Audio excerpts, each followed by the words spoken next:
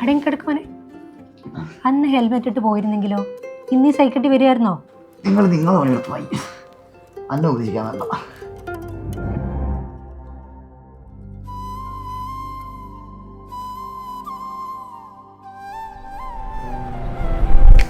മോൻ എന്താ പറ്റിയല്ലോ എന്ന് വെച്ചിട്ടല്ലേടാ അമ്മ പറയുന്നേ. അമ്മന്റെ പണി നോക്ക്, അന്നെ ഉപദേശിക്കാൻ പറഞ്ഞ.